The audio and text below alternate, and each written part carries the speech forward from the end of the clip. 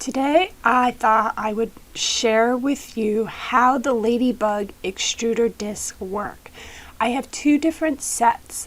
The one you see here is the one with the wings open, and then I have another one with the wings closed.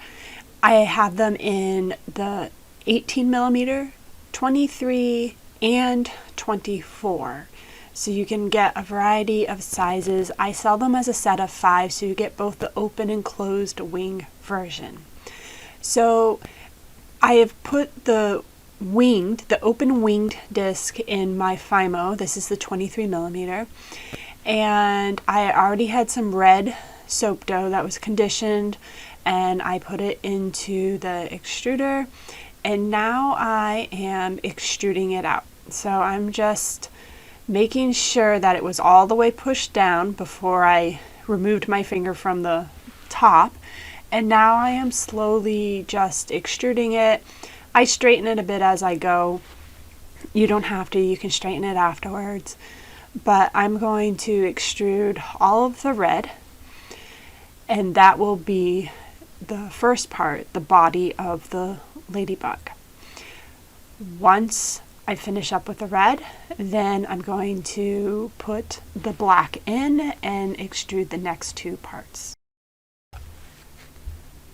I am taking some conditioned black soap dough, putting it in the tube. I've already switched out the open winged piece for the little bit of the body that will go in between the wings. So you can see I'm holding my thumb over the top until I feel that I've got all the soap pushed down. Then I'm going to gently extrude a length of the body out. So I'm just going to do a little more than what I need for the length of the body. Once I have that, since the head is also going to be black, all I have to do is swap out the disc. So took out the body, putting the head on, and I will do the exact same thing, simply extrude out the length that I need, and those will be the 3 elements that I need to create the Ladybug with the open wings.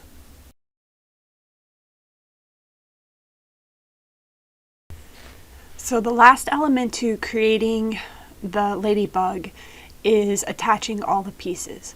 So I have taken some distilled water, and I am simply painting a little bit of water in between the open wings, and then I'm going to take the body piece and just gently push it into the red. I don't want to disform it, so just be very gentle when you're pushing it, but yeah, it should fit right in. Then I will take the head, flip it over, paint water on top of that, and then attach it to the body. So again, it's just line it up and kind of gently press down on it, and the soap should stick.